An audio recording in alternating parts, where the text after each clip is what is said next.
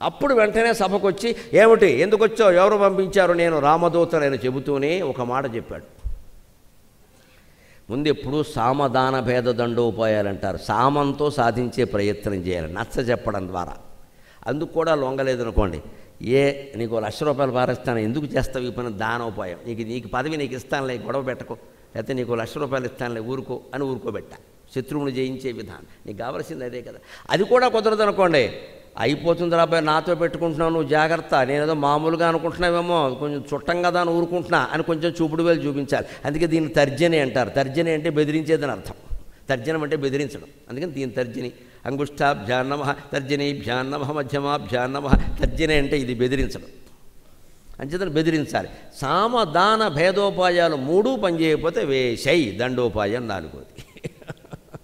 అందుకని ముందు ఎందుకు గొడవ, అందుకే సామోపాయం చెబుతున్నాడు ఇక్కడ. ఏమయ్యా, ఎంత పండితుడివి, ఎంత జ్ఞానివి, ఎటువంటి దండకాలు వెళ్ళావు, వేదానికి ఘనపాఠం కనిపెట్టిన మహానుభావుడివి. నకి ధర్మ విరుద్ధేషు బహ్వపాయేషు కర్మసు. ఈ పని చేసేవేమిటయ్యా, నకి ధర్మ విరుద్ధేషు బహ్వపాయేషు కర్మసు, నకి ధర్మ విరుద్ధేషు బహ్వపాయేషు కర్మసు, మూలఘాతిషు సజ్జంతే బుద్ధిమంతా భవద్విధాక.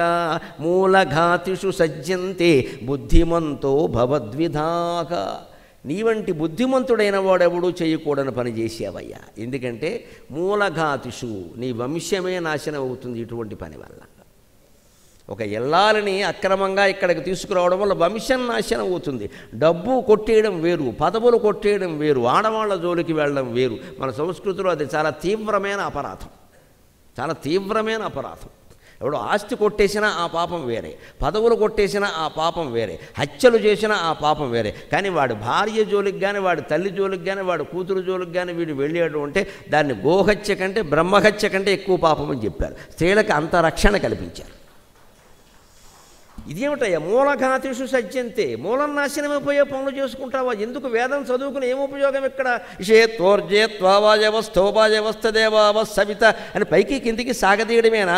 త్వం యజ్ఞస్త్వం వషట్కారస్త్వమింద్రస్త్వం రుద్రస్త్వం విష్ణుస్త్వం బ్రహ్మత్వం ప్రజాపతి. అమ్మయ్య, నేను బాగా అన్నానా, అండమేనా? ఎంత బాగా సాగదీశాం, ఎంత స్వరం పెట్టావు, ఇదేనా నువ్వు గ్రహించేది? ఏదైనా ఉందా? వేదం చదువుకున్నా, లేదు ఎంటెక్ బీటెక్ చదువుకున్నా, పిహెచ్డీ చేసినా ఆ విషయాన్ని మనం గ్రహించి అన్వయం చేసుకుని ఆచరణలో పెట్టినప్పుడు చదువు ఎందుకండి? ఏది చదివినా సరే, మీరు ప్రవచనాలు విన్నా సరే, రామాయణం చదివినా సరే, ఇంజనీరింగ్ చదివినా సరే, మెడిసిన్ చదివినా సరే, 3 విషయాలే ముఖ్యం. దయచేసి గుర్తుపెట్టుకుందాం. 1 అవగాహన, 2 అన్వయం, 3 ఆచరణ. ఈ 3 ముఖ్యం. అవగాహన, అన్వయము, ఆచరణ. పుస్తకం చదివిన దాన్ని అవగాహన చేసుకోవాలి, పరీక్షల కోసం కాదు, మన కోసం. అవగాహన చేసుకుంటే సరిపోలా. నాకు బాగా అర్థమైందండి, ఎప్పటి నుంచో రామాయణం మీద ఉండే సందేహాలన్నీ ఈ ప్రవచనంతో తీరిపోయే అంతవరకే. అప్పటికి నువ్వు 25 మార్కులు వచ్చాయి, నీకు 75 ఇంకా బాకీ. అన్వయం, సందేహాలు తీరడం ముఖ్యం కాదు. యథవ సందేహాలు, దేహం ఉన్నంతకాలం సందేహాలు ఉంటూనే ఉంటాయి. అలాగా ఈ దెమ్మకి పావు. 2ది అన్వయం. Have you applied the same thing to your life my friend? మనం చెప్పిన విషయాలు నీ జీవితానికి అన్వయం చేసుకున్నావా? మళ్ళీ ఇక్కడ తక్కువ మాట్లాడడం మంచిది, తక్కువ మాట్లాడడం మంచిది. ఇంటికి వెళ్ళగానే తక్కువ మాట్లాడడం గురించి 1 గంట ఉపన్యాసం ఇస్తే అలాగా, తక్కువ మాట్లాడడంలో ఉండే గొప్పతనం గురించి అంటే నువ్వు అన్వయం చేసుకోవట్లా. నువ్వన్నది ఏదో గొప్ప విషయం కాబట్టి అది ఇంట్లో రాని వాళ్ళు ఎవరికో చెప్పాలనే ఉద్దేశంతో మళ్ళీ నేను చెప్పిన ప్రవచనం అంతా నువ్వు అక్కడ చెబుతున్నావు. ఈ విషయమే, మళ్ళీ మొత్తం అంతా కాదు. అలాగే ఇంకా 2 విషయాలు ఏమైనా చెప్పవయ్యా అని భార్య అడిగింది అనుకోండి, ఆయన మహానుభావుడు మనకు గుర్తుంటా ఏంటి అని అవతల భారతాడు. ఇది ఒకటే గుర్తుంది వీడికి, వాగడం అలవాటు కాబట్టి. ఇదే నేర్చుకోవాలి, అవగాహన చేసుకుని అన్వయం. వెంటనే జీవితానికి అన్వయం చేసుకో, వెంటనే ఆచరణలో పెట్టు. నీ జీవితంలో ఎక్కడ సరే అవసరం లేకపోతే వదిలేయి. జీవితానికి అప్లై చేసుకుంటే ఇది మనకి పనికొస్తుందా కాదా, అవసరమా కాదా తెలుస్తుంది. ఆచరణలో పెట్టు. అవగాహన, అన్వయము, ఆచరణ 3 ఉంటే మన చదువు సార్థకం అవుతుంది. లేకపోతే అది వృధా. ఇంక పిహెచ్డీలు డిహెచ్పీలు ఏం ఉపయోగం లేదు, ఇక్కడ తీసిపారేయడమే. అది ఉండబట్టే లోకల్లో గౌరవం పెరిగిన ముందు మన జీవితం బాగుంటుంది, ఎవరికి భయపడక్కర్లేదు. అది లేదు రావణాసురుడికి, అందుకని బాధపడుతున్నాడు. ఇదేమిటయ్యా, నకి ధర్మ విరుద్ధేషు బహు అపాయేషు కర్మసు. నువ్వు చేసిన సీతాపహరణం అనేది ఉంది, ఎంత అపాయం అది, ఏం తెలిసి తీసుకొచ్చావు అనగానే వాడికి అనిపించింది, నిజమే రాముడు లక్ష్మణుడు ఉన్నప్పుడు మనం తీసుకురాగలిగవా? మాయలేడి మారీచుల చేత మాయలేడి వేషం వేసించి వాళ్ళు లేనప్పుడు తీసుకొచ్చాం. మరి అది పౌరుషం అంటారా దాన్ని అని అనుకుంటాడు. వెంటనే మైండ్కి ఏం బాగా పనిచేస్తుంది. నిజమే కదా, వాడు అన్నాడంటే తప్పే ఉంది. నేను మగాడిని అయితే నాకు ఆ పౌరుషం ఉంటే వాడు ఉండగా చెయ్యాలి ఆ పని.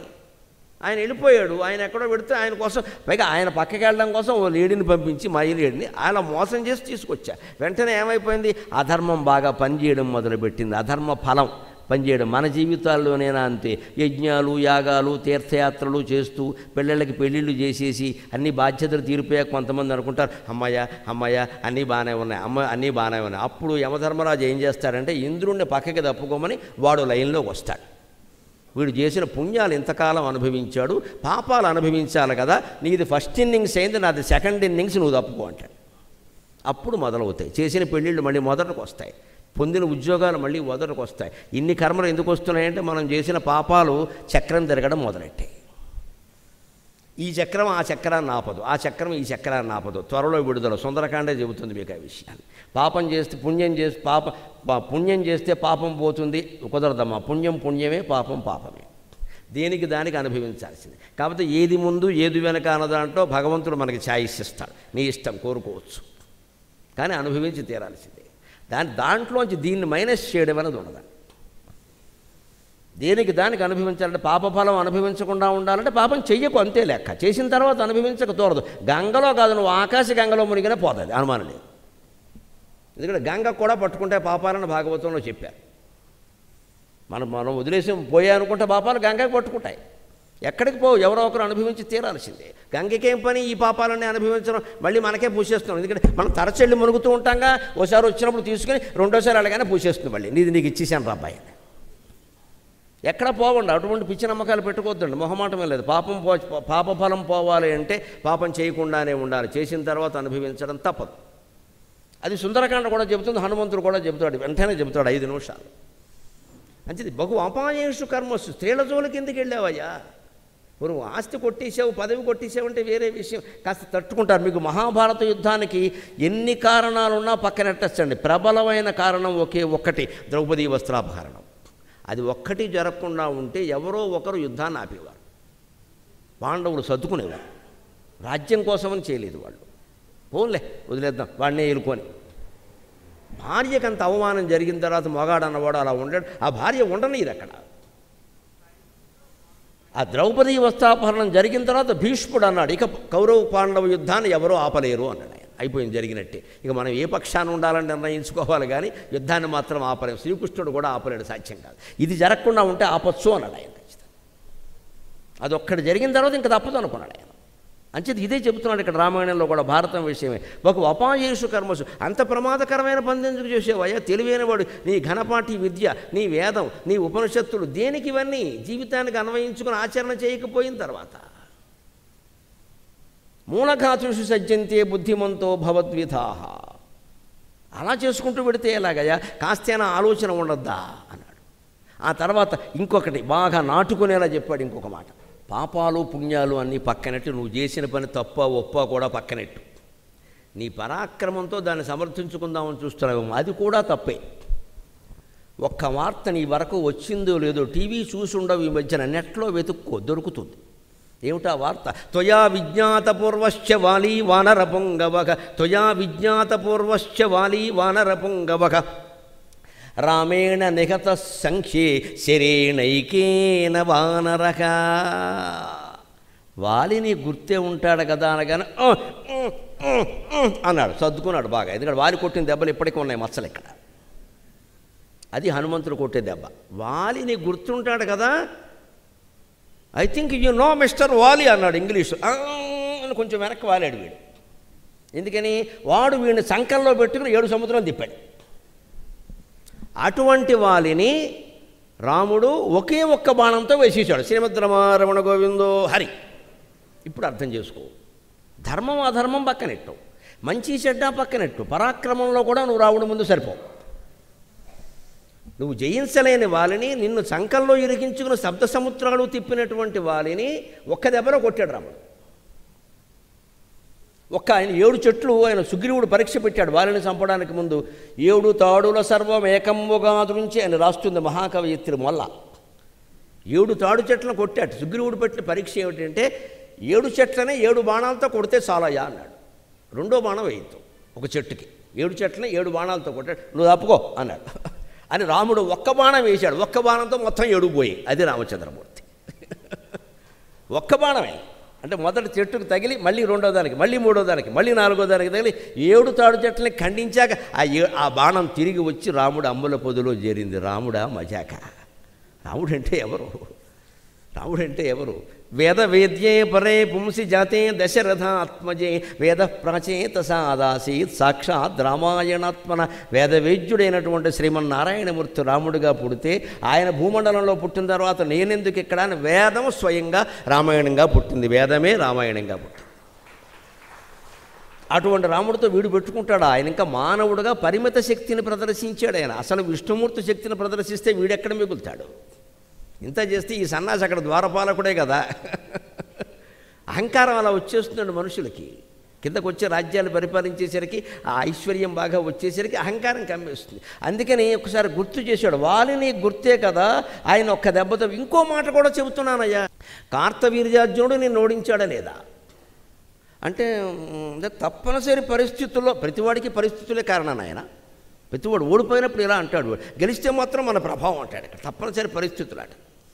కొందరు చూడండి, తప్పుడు పనులు ఏమైనా జరిగినప్పుడు ఆ బలహీన క్షణంలో నేను అలా లొంగిపోవలసి వచ్చింది. ఆ క్షణం బలహీనం కాదమ్మా, ఆ క్షణం చాలా బలవత్తరం, అందుకే లొంగిపోయాం. బలహీన క్షణం ఏంటి? ఆ క్షణం బలవత్తరం. ఆ క్షణంలో మనం బలహీనులు అయ్యాం. అంటే జీవితం బాగుండాలంటే ప్రతి క్షణం జాగ్రత్తగానే ఉండాలి. బలహీన క్షణాలు ఎవరిని కమ్మేస్తే? బలహీనులనే కమ్మేస్తాయి. బలహీన అనే విశేషణం క్షణాన్ని కాదు, నీది. నువ్వు బలహీనమైన క్షణంలో అని చెప్పు. బలహీన క్షణం అంటే ఏంటి? సమాసం తప్పు, తెలుగు మాస్టర్ ఒప్పుకోడు. బలహీన క్షణం అనకూడదు, మనం బలహీనమైన క్షణం. అప్పుడు మనకి తుఫాన్ ఎప్పుడు వస్తుంది? అల్పపీడనం ఉంటే వస్తుంది, అధిక పీడనం ఉంటే రాదు. అల్పపీడనమే బలహీనత. బంగాళాఖాతంలో అల్పపీడనం ఉంది, వాయుగుండం వచ్చే అవకాశం ఉందన్నాడు. ఎక్కువ పీడనం ఉంటే రాదు. అంటే మన మనస్సులో కూడా కొన్ని అల్పపీడనాలు ఉంటాయి. మన లోకువులు, మన బలహీనతలు, మన లొసుగులు, మన లోపాలు, మన రంధ్రాలు, ఒక మాటలో చెప్పాలంటే అవే ఎదుటివాడు పట్టుకుంటాడు. నీకు తాగే అలవాటు లేనప్పుడు, తాగే ఉద్దేశం లేనప్పుడు, ఎంతమందిలో ఉన్నా నువ్వు తాగక్కల. లేదు నేను రానని చెప్పొచ్చు హాయిగా. Social drinking, science drinking, mathematics drinking, ఇన్ని డ్రింకింగ్లు వచ్చాయి ఈ మధ్య. సోషల్ డ్రింకింగ్ అట. వాడెవడో పిలిచాట, వీడు పెడతాట. ఎవడెళ్ళమన్నా నేను? వాడు ఏమైనా అనుకుంటాడే, వాడు అనుకోవడానికి ఏమైనా రాముడా, కృష్ణుడా, సాందీపనా? ఏడు వాడెవడో గొట్టంగాడు ఫ్రెండ్. నేను రానని చెప్పు. పిలుస్తారమ్మా, వాడు సొమ్యం పోయింది, మనం వెళ్ళిపోవడమే. అంటే మనలో ఒక బలహీనత ఉంది. ఆ బలహీనతను వాడు సొమ్ము చేసుకున్నాడు. అది రామాయణం చెబుతోంది సుందరకాండ. అందుకని ఈయన అంటున్నాడు ఇక్కడ, ఏమిటయ్యా అది? ఏ అంచనా వేస్తున్నావు? ధర్మాధర్మాలు పక్కనెట్టు. మూలం వంశంతో సహా మూలం నాశనం అయిపోయే పని చేసావు, అది కూడా పక్కనెట్టు. నీ పరాక్రమంతో గెలవగలరు. ఏమిటి నీ పరాక్రమం? బోడి పరాక్రమం. నువ్వు ఎవరి చేతుల్లో ఓడిపోయావో వాళ్ళందరినీ ఈ పాటికే రాముడు ఓడించాడు, చంపేశాడు. ఆయన నువ్వెలా గెలుస్తావు? నీకు చరిత్ర నీ దగ్గరికి రాలా. వాలి నీకు బాగా తెలుసు కదా. ఎందుకంటే వాలి వీడిని బంధించి 6 నెలలు జైల్లో పెట్టాడండి. మామూలు శిక్షగా 6 నెలలు జైల్లో పెట్టాడు. ఈ వెధవ ఎంత వెధవ అంటే, రావణాసురుడు ఇంత పండితుడై ఉండి కూడా వాడు బుద్ధి ఎటువంటిది అంటే, వారి నుంచి విడిపించడం కోసం ఏమన్నాడంటే, నేను సభలో చెబితే బాగుండదు కానీ వాడు దుర్మార్గం కోసం చెబుతున్నా, మండోదరం నీకు ఇస్తాను, నన్ను వదిలేయమని చెప్పాడు వాడు. ఇది ఉన్నమాట. అనర్ఘ రాఘవంలో ఉంది ఖచ్చితంగా. మండోదరం పంపిస్తాను వదిలేయమని చెప్పొచ్చి, ఇంత దుర్మార్గుడా? పెళ్ళాన్ని పంపించి వదిలించుకుంటాడా జైలు నుంచి? వీడు ఇంకోటి పెళ్ళాన్ని ఎత్తుకొస్తాడా? ఒక్కో మనిషి ఎలా ఉంటాడండి అసలు? వాడు చేసిన పని ఏమిటి? వాడు ఇప్పుడు చేస్తున్నది ఏమిటి? ఒకప్పుడు వారికి భయపడి నీ పెళ్ళాన్ని వాడికి అప్పకేసి మండోదరిని అడిగావా? ఆవిడ అలాంటిదేనా? ఇంత వ్యధవ కాదు కదా ఆవిడ. చచ్చిన ఒప్పుకోదు. సీతంతో ఆవిడంతే. వీడి ఇష్టం ఇక్కడ వాగ్దానాలు. నన్ను వదిలిపెట్టవయ్యా, అంత దూరంగా మాట్లాడాలా? ఇది మనిషి చరిత్ర. ఘనపాఠం సృష్టించినవాడే, వేదం నేర్చినవాడే, మహాతపస్సు చేసినవాడే, పేగులు తీసి వాయించినవాడే. ఆ క్షణం వేరు, ఈ క్షణం వేరు. మన జీవితాలు అంతే. ఇదివరకేవో మంచి పనులు చేసామని మాట్లాడతాడు. ఇప్పుడు ఏం చేస్తున్నావు చెప్పు. ఇప్పుడు సారా కొట్టు ఎందుకు పెట్టావు చెప్పు. చెప్పడం లేదు. తిరుపతి నెలకోసారి వాడు, తిరుపతి నెలకోసారి వెళ్ళిన వాడు సారా కొట్టు పెట్టాడు. తిరుపతి నీకు అర్థం కాలేదు. తిరుపతి వేరే, సారా కొట్టు వేరే. నమశివాయ. చేసే వంకర పనులు మనం తిరుపతి ఎడుతూ ఉంటాం. ఎందుకు? దేవుడిని గుండు గీసేయడానికి. ఇక్కడ మనం గీసుకోవడం కదా, ఆయనకే. నా కొట్టు నాదే, పైగా నా సారా కొట్టిగా లాభాలు వచ్చేలా చేయ వెంకటేశ్వర ఇంత వెర్రివాడైపోయాడు. వీడు సారా కొట్టుకు లాభాలు వచ్చేలా చేయాలట. అక్కడ బొమ్మ పెడతాడు, శ్రీ వెంకటేశ్వర వైన్స్, నమశివాయ. ఎంత పాపం, ఎంత పాపం. శ్రీ వెంకటేశ్వర వైన్సా? వెంకటేశ్వర స్వామికి వైన్ షాప్కి సంబంధం ఏంటి? షిరిడీ సాయి వైన్స్. ఎంత మహానుభావుల్ని మనం అవమానిస్తున్నామండి భక్తులు అని చెప్పుకుంటూనే. భక్తులు అని నువ్వు సాయి భక్తులు అయితే వైన్ షాప్ పెడతావా? బుద్ధి ఉందా? జ్ఞానం ఉందా? సాయిబాబా చెప్పింది ఏమిటి, నువ్వు చేస్తున్నది ఏమిటి? సమాజం నాశనం అయిపోయినా పర్వాలా, మనకి వ్యాపారాలు జరగాలి, మనకి లాభాలు రావాలి. అందుకు సాయిబాబా మహిమని, వెంకటేశ్వర స్వామి మహిమని కూడా ఉపయోగించుకోవాలి. నేను అందుకే ఎక్కువ మందితో ఫోటోలు దిగను. వీడు ఎప్పుడో వైన్ షాపులో పెడతాడు పట్టుకెళ్తాను. పైగా గురువుగారు బొమ్మట్టే కలిసి వచ్చింది అన్నాడు, ఇదో అప్రతిష్ట. నాకు వీలైనంత తప్పించుకు వెళ్ళిపోతాను, ఎందుకు వచ్చిన గొడవ ఏమో. ఏం చేస్తారో ఎవరికి తెలుసండి. పెద్ద ఫ్రేమ్ కట్టి పెట్టేస్తారు అక్కడ. దేవుళ్ళని అవమానించిన వాళ్ళు మమ్మల్ని అవమానించరా? మేమంతా మనం ఆలోచించుకోవలసింది ఎప్పుడు విద్య ఉంది, జ్ఞానం ఉందంటే వైరాగ్యం ఉందా, ఆచరణ ఉందా? ఇన్ని పిచ్చి కోరికలు నీలో చెలరేగుతున్న తర్వాత నువ్వు ఎంత విద్యావంతుడివైతే ఎవరికి కావాలయ్యా? అనవసరమైన విషయం అది. అది చెబుతున్నాడు హనుమంతుడు. వాళ్ళు అంతేకాదు, నిన్ను ఓడించాడు కార్తవీర్యార్జునుడు. అవును కదా, వాడికి 1000 చేతులు ఉన్నాయి, వీడుకున్నదంతా 20, సంఖ్య కూడా తక్కువే. వాడు దత్తాత్రేయ ఉపాసకుడు. వాడు ఉపాసన వేరే, ఉపాసన బలం. వాడు అంత మంచివాడేం కాదు, కానీ ఉపాసనేనండి. దత్తాత్రేయ ఉపాసకుడు. వాడు వీడిని జయించాడు. ఆ కార్తవీర్యార్జునుడిని పరశురాముడు జయించాడు. 1000 చేతులు నరికేశాడు పరశురాముడు. ఆ పరశురాముడిని రాముడు జయించాడు. అది రామచంద్రమూర్తి, అది రామచంద్రమూర్తి. ఎక్కడ పోరాడుతున్నావు అనవసరంగా? నిన్ను జయించిన వాడు కార్తవీర్యార్జునుడా, వాణ్ణి జయించిన వాడు పరశురాముడా, వాణ్ణి జయించిన వాడు రాముడా? నీకంటే 3 మెట్లు పైన వాడితో యుద్ధం చేస్తున్నావు, బుద్ధి జ్ఞానం ఉందా అన్నది. మనవాడు పూర్తిగా నిర్వీర్యం అయిపోయాడు. అయ్య బాబోయ్. అంటే ఆలోచించకుండా చేసే కామక్రోధ లోభాలకి రెచ్చిపోయి మనుషులు చేసే పనులు ఇలా ఉంటాయి. ఆలోచన ఉండదు. ఆలోచన ఉంటే వెంటనే అట్టు తిరగేయడమే. నేను ఏదో ఎవడి భార్యకో అపకారం చేసా, లైన్ వేసా, వాడు నా భార్యకి వేస్తే నాకు ఎలా ఉంటుందని అనిపించద్దు. వెంటనే మానేస్తాడు. ఆడవాళ్ళైనా అంతే. ఇవాళ రెచ్చిపోతున్నారా? మరి అక్కడికి పెళ్ళైన వాడికి లైన్ వేస్తారు. విచిత్రంగా పేపర్లో వస్తున్నాయి. పెళ్ళైన వాడికి మరి వాడికి పెళ్ళయిందని తెలుసమ్మా. ఆవిడ దుఃఖం అనవసరం, నాకు నచ్చాడు. మరి ఇక్కడ నీ మొగుడు వాడు నన్ను సరిగ్గా చూట్టుకోవట్లేదు, వీడు చూస్తాడా? ఏమో చూస్తాడు అంతే. ఎంత అమాయకత్వం. వాడి పెళ్ళాన్ని వాడు సరిగ్గా చూడవాడు నిన్ను సరిగ్గా చూస్తాడు. అర్థం ఉంది ఆలోచనకి. రావణాసురులాగే ఉన్నాం మనం కూడా. అంటే మనకి ఎవరి మీదో ఇష్టం కలగానే మొగుడు మీద నేరాలు, పెళ్ళాం మీద నేరాలు. ఎక్కడ ఇంతవరకు పనిచేసిన మహాపతివ్రత ఇప్పుడేమో పనికిరైంది అయిపోయిందా నీకు? ఇక్కడ ఆవిడ నేను సరిగ్గా చూసుకోవట్లేదా? ఇంకా ఆవిడెవరో చూసుకుంటుందా? ఆవిడకో మొగుడు ఉన్నాడు అక్కడ. ఆవిడకి పిల్లలు ఉన్నాయి. అబ్బాయి పిల్లలు లేరు, మొగుడు లేరు, పెళ్ళాం లేదు, మన ఇష్టం. దీనికోసం శుభ్రంగా హత్యలు, సుపారీ ఇచ్చి మళ్ళీ చంపేస్తారు. మొగుడు లేదు, పెళ్ళాం లేదు. ఎంత ఘోరాలు జరుగుతున్నాయి. పత్రికల్లో రోజు 10 వార్తలు వస్తున్నాయి ఈ రకంగా. ప్రియుడితో కొమ్మక్కై భర్త హత్య, నిలువునా భార్యను తగలబెట్టేసిన భర్త. ఈ వార్తలు 10 వస్తున్నాయండి. ఒక పత్రికలో 10, ఒక దినపత్రికలో. ఇంక మిగిలిన పత్రికలు మొత్తం ప్రపంచం చూసుకోండి. రామాయణం ఎందుకు అవసరమో, ఎందుకు ఇప్పటివరకు బతుకుందో అర్థమవుతుంది. రావణాసురుడు లాంటి వాళ్ళే ఆడాళ్ళైనా మొగాళ్ళైనా. నీ నీ నీ ఇష్టమే నీకు ముఖ్యం. ధర్మంతో నీకు నిమిత్తం లేదు. ఎక్కడ అవతల పెళ్ళయింది అతనికి ఎలా ప్రేమ అంటారు, దాన్ని కామం అంటారా? అందుకని స్పష్టంగా అడుగుతున్నాడు, ఏం మాట్లాడుతున్నావయ్యా? నిన్ను చంపినవాడిని చంపాడా? వాడితో నువ్వు యుద్ధం చేస్తావా? లెవెల్ ఏదైనా ఉందా అసలు అని ఇప్పుడు చెబుతున్నాడు. రావణాసురుడు కాదు, మనకు కూడా గోప వాచిపోయేలాగా. రావణ, నువ్వు యజ్ఞాలు చేశావు. నేను అర్ధరాత్రి సీతాదేవిని వెతుకుతుంటే నీ నగరంలో అర్ధరాత్రి వేళ 12 గంటలకు వేద పఠనం వినిపించింది అని చెప్పాడు. నిజం, అది సుందరకాండలో ఉంది. రాక్షసులు వేదం చదువుతారు. రాక్షసులు చాలా పవిత్రులు. ఎంత పవిత్రులు అంటే భాగవతంలో ఉంటుంది రాక్షసుల పవిత్రత గురించి. వాళ్ళు వేద పండితులు, వాళ్ళు మహాపవిత్రులు, ఆచారవంతులు. క్షీరసాగర మథనం జరిగినప్పుడు వాసుకిని తాడుగా ఉపయోగించారు కదా, ఇటు అటు లాగడానికి. తలవర పట్టుకోవాలి, తోకవర పట్టుకోవాలని చర్చ వచ్చింది. దేవతలు అటు, రాక్షసులు ఇటు కదా. తలవర పట్టుకోవాలి, తోకెవర పట్టుకోవాలి అంటే రాక్షసులు ఏమన్నారో తెలుసా? ముందే మేము మహాబ్రాహ్మణులం, వేద పండితులం, యజ్ఞయాగాదులు చేస్తాం, దిక్కుమాలిన తోక మేము పట్టుకోం, తల పట్టుకుంటాం అన్నారు. దేవతలు పోన్లే మేము 2వది పట్టుకుంటాం అన్నారు. ఎవడు కలిసి వచ్చింది? శ్రీ మహావిష్ణువు ఎటున్నాడో అటు కలిసి వస్తుంది, కానీ తల తోక కలిసి రావమ్మ ఇప్పుడు. భగవద్ అనుగ్రహం ఎక్కడుందో అది కలిసి వస్తుంది, కానీ నువ్వు తలబట్టుకున్నావో తోకబట్టుకున్నావో ఎవరికి కావాలి. రాక్షసులు అహంకరించారు, కానీ వాళ్ళ అహంకారంలో ఓ గొప్పతనం. వాళ్ళు నిజంగా అంతటి వాళ్ళే, వాళ్ళు వేదం చదివారు. మేము పవిత్రం, ఆచారం చేత పవిత్రులైన వాళ్ళం, మేము అక్కడ పడితే అక్కడ అన్నాలు తినం, మేము ఎందుకు పట్టుకుంటాం తోకనే, మేము తలే పట్టుకుంటాం. అటువంటి వంశంలో పుట్టాడు. వాళ్ళ పవిత్రతకు లోటేం లేదు.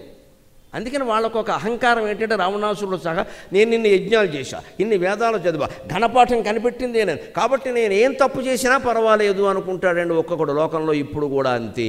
నాయకుడైనా, పండితుడైనా, కోటీశ్వరుడైనా ఎవడైనా ఇలాగే అనుకుంటాడు. నేను ఇన్ని మాటలు చెప్పా, నేను ఇంత పండితుడిని, కాబట్టి నేను చేసిన తప్పు బయటపడదు. అలాంటి మినహాయింపులు అమ్మవారి యొక్క న్యాయస్థానంలో ఉండవని దానికి చెబుతున్నాడు. నహి ధర్మోప్యసంహార్యక విధర్మఫల సంహితక, నహి ధర్మోప్యసంహార్యక విధర్మఫల సంహితక తదేవ ఫలమాప్నోతి ధర్మాణం ఫలనాశనక. మనం కూడా నిరంతరం గుర్తుపెట్టుకోవలసిన మాట. మనలో చాలామందికి ఒక భ్రమ ఏమిటంటే 12 ద్వాదశ లింగాలు తిరిగేసేసాను నేను, ఆ పైన పుష్కరాలు 12 పుష్కరాల్లో 12 నదుల్లోనూ స్నానం చేసేసాను, ఆ పైన అమ్మవారి క్షేత్రాలు 18 కూడా చూసేశాను, అందుకని ఇంకా ఏ పాపం ఉండదు, కూర్చుని చెల్తా. నాకు ఒళ్ళు మండితే పరభాష వస్తుంది. చిన్నగా ఉంటే తెలుగులో మాట్లాడతా, తెక్కరైగితే హిందీలోనే ఇంగ్లీషులోనే మాట్లాడతా. ఎన్ని క్షేత్రాలు తిరిగినా కుదరదయ్యా, అన్నీ అనుభవించాల్సిందే. ఈ క్షేత్రాలను తిరిగిన పుణ్యఫలం ఉంటే ఉండొచ్చు, దాంట్లోంచి దీన్ని మైనస్ చేయరు. అది హనుమంతుడు చెబుతున్నమాట, వాల్మీకి చెబుతున్నమాట, నేను చెప్పట్ల. నగి ధర్మోపి అసంహార్య, ధర్మాన్ని ఎవరు ఉపసంహరించలేరు, వెనక్కి లాగలేరు. ధర్మఫలం కాపాడుతుంది అనుకోవడం పొరపాటు నాయన. ఎంతవరకు కాపాడుతుంది? విధర్మఫల సంహిత. అధర్మఫలం మొదలయ్యే వరకే. ఈ రౌండ్ అయింది, ఆ రౌండ్ వచ్చింది.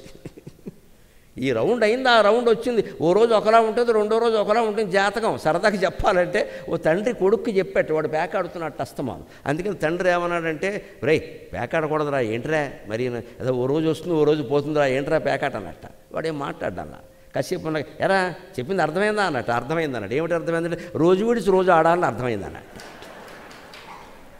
వాడు రావణాసురుడే, వాడిని ఎవడు మార్చలేడు.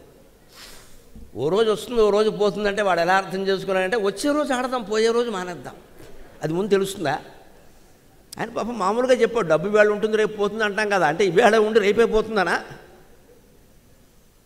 దాన్ని ముక్క అర్థం తీసుకోవడం అంటే మూర్ఖత్వం. అది ఇవాళ ఉంటుంది రేపు పోతుంది అంటే ఇవాళ శనివారం కాబట్టి శనివారం పోతుంది, రేపు ఆదివారం వస్తుందనా? తీసుకునేవాడు అలాగే తీసుకుంటాడు, ఎందుకంటే వాడికి వదిలిపెట్టడం ఇష్టం లేదు. కాసేపు ఉన్నాక తండ్రికి చెప్పింది అర్థం కావట్లేదు. అదే అర్థమైందన్నట్టు. ఏం అర్థమైందంటే రోజు విడిచి రోజు ఆడతా అని వాడు మానడం ఇష్టం లేదు. అందుకని వాడు తెలివితేటల ప్రకారం వాడు వ్యాఖ్యానం చేశాడు. దానికే ఉందండి. పానుగొట్టు లక్ష్మీనరసింహరావు గారు సాక్షి వ్యాసాల్లో చెబుతాడు, ఎవడి మాటకి వాడే బ్రహ్మ, ఎవడి వేదానికి వాడే బ్రహ్మ, ఎవడి మగ్గానికి వాడే సేనాపతి. అది ఎవడి మాటకి వాడే, ఎవడు వేదానికి వాడే బ్రహ్మ, ఎవడు సూత్రానికి వాడే వ్యాసుడు, ఎవడు మగ్గానికి వాడే సేనాపతి, ఎవడింటికి వాడే యజమాని. కాదనేవాడవడం నీ వ్యాఖ్యానం నువ్వు చేసుకో. అంటే అనేక వేదాలు పురాణాలు శాస్త్రాలు ఉన్న మనుషులు ఎందుకు తప్పుదారి పడుతున్నారంటే వీడి వ్యాఖ్యానం వీడిది. ఇక్కడ దాని ఉద్దేశం అది కాదు. ఏంటి ఉద్దేశం కాదు ఇక్కడ స్పష్టంగా చెప్పాక నీకు నచ్చలేదు. అది చెబుతున్నాడు. ధర్మోప్యసంహార్య నా, ధర్మాన్ని ఉపసంహరించలేము, అధర్మాన్ని ఉపసంహరించవచ్చు అనుకోవడం పొరపాటు. విధర్మ ఫల సంహితగా నువ్వు పాపాలు కూడా చేశావు. ఎంతోమంది రాజ్యాలను ఆక్రమించావు, ఎంతోమంది స్త్రీలను ఎత్తుకొచ్చావు. సీతాదేవి ప్రత్యక్ష ఉదాహరణ. చేశావా లేదా? విధర్మ ఫల సంహితగా. అంటే ఏమవుతుంది ఇప్పుడు? తదేవ ఫలం ఆప్నోతి. నువ్వు ఆ అధర్మ ఫలాన్నే అనుభవించాల్సి ఉంటుంది. ఈ అధర్మ ఫలం ఏం చేస్తుంది? ధర్మాణం ఫలనాశనక. నీ ధర్మ ఫలాలని పక్కన పెట్టేస్తుంది. మీరు పక్కకు ఉండండి, నేను ఎడతాను. మళ్ళీ ఈ అధర్మ ఫలాలన్నీ అనుభవించాక ఎప్పటికో వీటి కర్మ అనుభవం అయిపోయాక మళ్ళీ ధర్మఫలం రావచ్చు. దానికి తిరిగేం లేదు ఇక్కడ. దానికి సరిగ్గా ధర్మరాజు జోదం అనే పాట ఉంటుందండి. అరణ్యవాసానికి బయలుదేరే ముందు ధర్మరాజు పేకాట ఎందుకు ఆడాడు, ఆ బుద్ధి ఎందుకు పుట్టింది అంటే అంతవరకు లక్ష్మీదేవి ఆయన్ని ఆశ్రయించి ఉంది. మంచి ఆచారాలు సంప్రదాయాలు మంచి బుద్ధి కారణంగా. అప్పుడు శనిదేవత వచ్చి ఆయన పట్టుకోవాలి. అందుకని శనిదేవత వచ్చి లక్ష్మీదేవిని పిలిచి, అక్క చెల్లి నువ్వు తప్పుకో, నేను పట్టుకుంటాను. శనిదేవతే పెద్ద ఆవిడ, అందుకే పెద్దమ్మ అంటారు కొన్ని చోట్ల. క్షీరసాగరంలో ముందు పుట్టింది శనిదేవత, తర్వాత పుట్టింది లక్ష్మీదేవి. అందుకని శనిదేవతను జ్యేష్ఠాదేవి అంటారు, పెద్దమ్మ అంటారు. నెత్తి మీద పెద్దమ్మ కూర్చుందండి, ఇల్లు అమ్మేశారంటే అందుకే అమ్మేశారంట. ఈ పెద్దమ్మ ఏం చేసిందంటే చిన్నమ్మ దగ్గరికి వెళ్ళి, ఆ చెల్లి నువ్వు తప్పుకో, నేను పట్టుకోవాలి అంటే పాపం లక్ష్మీదేవికి ఇష్టం లేక, అయ్యో ధర్మరాజుని పట్టుకుంటావా, తప్పే, వాడు మంచివాడే, అలికివిడిని కడ పడదాటడే రాజు ఆధర్మనందనుని వీడలేను, ఇంకా ఆడినట్టి జలకమాడడే రాజు ఆధర్మనందనుని వీడలేను, సభలోన పక్షము పలుకడే రాజు ఆధర్మనందనుని వీడలేను, ఆడినట్టి మాట తప్పడే రాజు ఆధర్మనందనుని విడువలేను. 3000 పంక్తులుండే పాట ధర్మరాజు జోదం అనే పాట. మా అమ్మగారికి మొత్తం నోటుకు వచ్చినండి, ఆ ఇళ్ళలో పాడుతూ ఉండేది అలాగే. మొత్తం ఆవిడ చదివింది 3వ తరగతి, కానీ వంట చేస్తూ ఇదే పాట పాడేది, మాకు పట్టేసింది అది. 3000 పంక్తులుండే పాట. ధారణాశక్తి, ధారణ బ్రహ్మరాక్షసుడని అన్నాడం కాదు, ఆ మహాసాధ్వి గర్భాన పడడం వల్ల ఆ ధారణ వచ్చింది. ఎన్ని కంఠస్థాలు అలా పాడుతూనే ఉండేది అలాగా. ఎవరో గుర్తించాలి, గౌరవించాలని ఎప్పుడూ కోరుకోవాలా. దేవుడు పాట పాడడానికి గుర్తింపు ఏమిట్రా అనేది అంతే. మనం సంగీతం పాడినా భజన చేసినా భగవంతుడిని కోరుకోవాలి. ఎవడో రావడం, ఎంపీ రావడం, ఎమ్మెల్యే రావడం, దండేయడం మనకి ముఖ్యం కాదండి. ఇక్కడ భగవంతుడి కోసం పాడాలి. అప్పుడు మన విద్యలోనూ మనం బాగుంటాం, జీవితంలోనూ బాగుంటాం. అందుకని ఇలాగ అధర్మ ఫలాలు పనిచేయడం మొదలుపెట్టాయ్యా, నువ్వు ఇంకా తప్పుకోవలసిందే నాయన. అంచేది నీకు మనం కూడా గుర్తుపెట్టుకోవాలి, పుణ్యంలోంచి పాపం మైనస్ చేయడం ఉండదు. పాప ఫలం మనం అనుభవించద్దు. పాపానికి భయపడ్డామంటే పాపం చేయకుండా ఉండడం ఒక్కటే మార్గం. దాని నుంచే మనం కాపాడుకోవాలి. మన ఆలోచనని ఎప్పటికప్పుడు గమనించుకుంటూ ఉంటే తప్పుడు మార్గం పట్టినప్పుడల్లా మళ్ళీ పక్కకు వచ్చేస్తుంది, అనుమానం ఏంలా.